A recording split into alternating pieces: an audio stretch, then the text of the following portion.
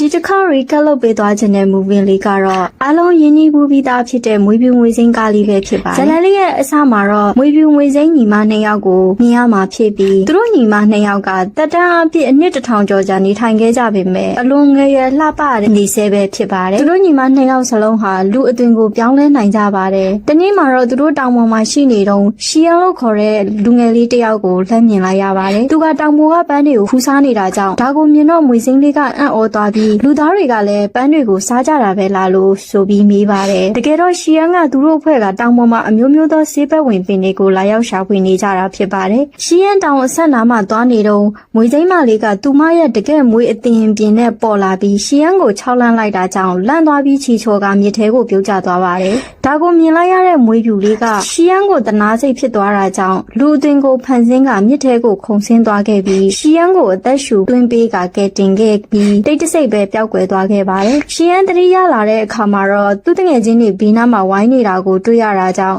ငါ့ကိုကယ်ခဲ့တဲ့မိန်းကလေးဘာမှလဲလို့မေးပေမဲ့သူတို့ကငါတို့ဘယ်မိန်းကလေးကိုမှမတွေ့ပါဘူးမင်းအိမ်မက်မက်နေတာနေမှာပါလို့ပြန်ဖြေခဲ့ကြပါတယ်အဲ့ဒီနေ့မှာပဲရွာထဲမှာပွဲတစ်ခုကျင်းပဖို့ရှိပါတယ်ဆရာတော်နဲ့သူတပည့်ကလည်းမိစ္ဆာတွေပွဲတော်ကိုတိုက်ခိုက်ပြီးလူတွေကိုဒုက္ခပေးမှစိုးရင်တာကြောင့်အဲ့ဒီကိုရောက်လာကြပါတယ်ရှီယန်လည်းစင်းမြစ်တွေတဲပြီးသူ့အဖွဲ့တွေနဲ့တူရွာထဲကိုပြန်လာခဲ့ကြပါတယ်တစ်ဖက်မှာလည်းဆွေဒန်ကရှီယန်ကိုကယ်ခဲ့တဲ့အချိန်ခဏလေးကိုပဲထက်ခါတွေးမိနေတာကြောင့်သူမကရှီယန်ကိုချစ်မိသွားပြီဆိုတာကိုသိလိုက်ရပါတယ်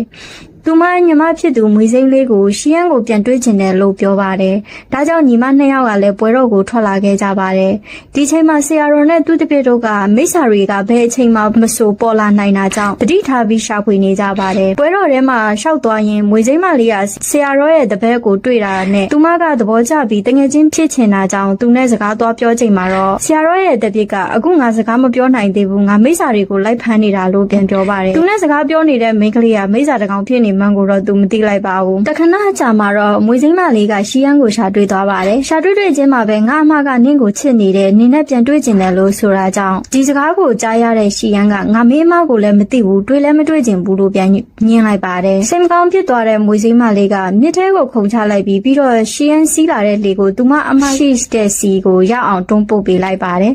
ရှီယန်ကိုတွေ့ချင်းပဲမွေပြူလေးကသူ့ကိုချစ်နေမိကြောင်းကိုပြောပါတယ်။ရှီယန်ကမွေပြူမလေးရဲ့စကားကိုကြားလိုက်ရတဲ့ချိန်မှာပဲသူ့မှာသဘောကျနေတဲ့သူရှိကြောင်းပြန်ပြောတာကြောင့်စိတ်မကောင်းဖြစ်သွားပေမဲ့သူသဘောကျနေတဲ့သူကဟိုနေ့ကသူ့ကိုကယ်သွားတဲ့မိန်းကလေးဖြစ်ကြောင်းသိလိုက်ချိန်မှာတော့ရှီယန်လည်းသူမကိုချစ်နေတယ်ဆိုတာသိသွားပြီးသူမကိုမှတ်မိသွားအောင်လို့ရှီယန်ကိုမြစ်ထဲကိုနှောက်တစ်ချိန်တွန်းချလိုက်ကအရင်အတိုင်းပဲအသက်ရှူသွင်းပေးလိုက်ပါတယ်။ဒီချိန်မှရှီယန်သိလိုက်တာကသူမကသူလိုက်ရှာနေတဲ့သူမှန်သိသွားရပါတယ်။ဒီချိန်မှာပဲလင်းတို့မိစ္ဆာတွေကိုဖမ်းဖို့ထိုင်ဆောင်နေတဲ့တပြည့်လေးစီမွေစိမ်းမလေးကပြန်ရောက်လာကစကားပြန်လာပြောပါတယ်။သူတို့ရှိကဖြတ်သွားတဲ့လှေမှာမိစ္ဆာတချို့ရှိတာကြောင့်အချက်ပြနေတာကိုတွေ့သွားပြီးတက်တီရှိနဲ့လိုက်လံတိုက်ခိုက်ပါတယ်။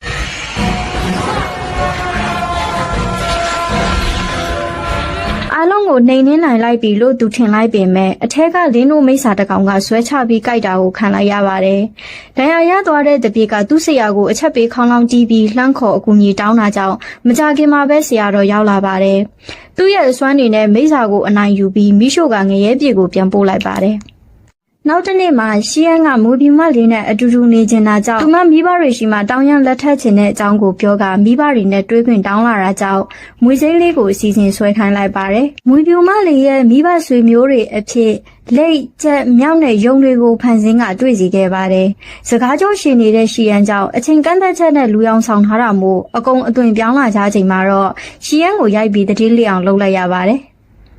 ရှီယန်နိုးလာချိန်မှာမိဘတွေကသဘောတူပြီးဖြစ်တာကြောင့်သူတို့လည်းလက်ထက်ကအပြည့်ပြောရွှင်ရွှင်နေထိုင်ကြပါတယ်။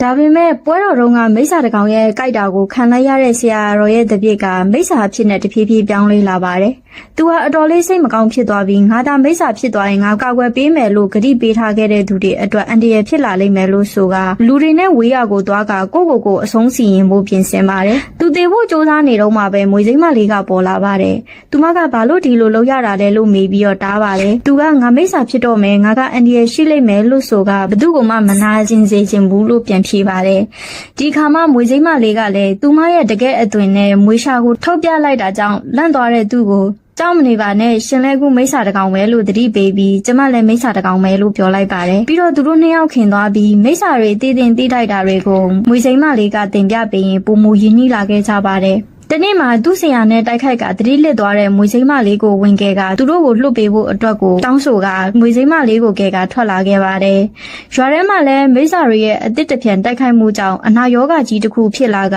လူတော်တော်များများတည်ကြကြပါတယ်။ဆရာကြီးလည်းတွေ့ပြီးစိတ်မကောင်းစွာပဲမိစ္ဆာတွေကိုဆက်လက်ရှာဖွေကတိုက်ခိုက်နေခဲ့ပါတယ်။ရှီယန်ကတော့သူ့ရဲ့စေးပညာနဲ့လူတိုင်းကိုကုသပေးဖို့အတွက်အစမ်းကုန်စူးစမ်းနေပါတယ်။ဒါပေမဲ့မိစ္ဆာတွေရဲ့အစမ်းကပိုပြီးအစွမ်းထက်လာမှန်းကိုမွေဖြူမလေးကသိနေပြီးသားဖြစ်တာကြောင့်ရှီယန်ဂျုံနေတဲ့ဆေးမြစ်တွေတဲကိုသူမရဲ့ဝင်းကျင်စွမ်းအင်ကိုဆေးတဲကိုထည့်ပေးလိုက်ပါတယ်ဒီချိန်မှာအနားမှာရှိနေတဲ့သူမတငယ်ချင်းကြွက်ကလေးကလည်းသူမကိုတတိပေးပါတယ်မမမင်းရဲ့အသက်ရှင်တန်သေးဆေးကိုပေးလိုက်ရင်မင်းအားနဲ့သွားမှကိုမသိဘူးလားဒါကမင်းကိုသေးစေနိုင်တယ်လို့ပြောနေပေမဲ့ဝေဖြူမလေးကတော့အပြစ်မဲ့တဲ့သူတွေနဲ့သူမရဲ့ခင်မွန်းကိုကူညီခြင်းတယ်လို့ဆိုပါတယ်တစ်ဖက်မှာလည်းဆရာတော်တို့ကမိစ္ဆာတွေကိုလိုက်လံရှင်းလင်းတိုက်ခိုက်နေကြပါတယ်ရှီယန်ကလည်းရွာသားတွေကိုဆေးတိုက်လိုက်တဲ့အခါမှာတော့အမြန်ဆုံးတက်တာပြောက်ကင်းလာကြပါတယ်ဒါကိုဆရာတော်ကမြင်ပြီးအံ့ဩသွားတာကြောင့်ရှီယန်ကိုဒီဆေးဖော်ဖို့တယောက်ကကူညီခဲ့တာလားလို့မေးတဲ့အခါရှီယန်ကဟုတ်ကဲ့ကျွန်တော်ဇနီးကူညီခဲ့တယ်လို့ဖြေပါတယ်ဆရာတော်ကရှီယန်ဇနီးဟာတာမန်လူမဟုတ်ပဲမိစ္ဆာတကောင်ဆိုတာသိသွားတာအခါရှီယန်ကိုကာကွယ်ဖို့အတွက်ဆရာတော်ကအဆောင်ဓာတ်တလက်ပေးခဲ့ပါတယ်မွေပြူမလေးကိုသွားရှာပြီးရင်ဆိုင်ကမိစ္ဆာတကောင်ကလူသားနဲ့လက်ထပ်ပြီးအတူနေလို့မရဘူးဆိုတာပြောပြီးမင်းကမိစ္ဆာတကောင်ဖြစ်ပေမဲ့ကောင်းတာကိုလည်းလုပ်ခဲ့တာကြောင့်ဒီတခါတော့အခွင့်အရေးတစ်ခုပေးမယ်ငါမင်းကိုမဖမ်းဘူးဒါပေမဲ့လို့မင်းရှီယန်ကိုတကယ်ချစ်တယ်ဆိုရင်စွန့်ခွာသွားရမယ်မဟုတ်ရင်တော့ငါမင်းကိုနှိမ်နှင်းရလိမ့်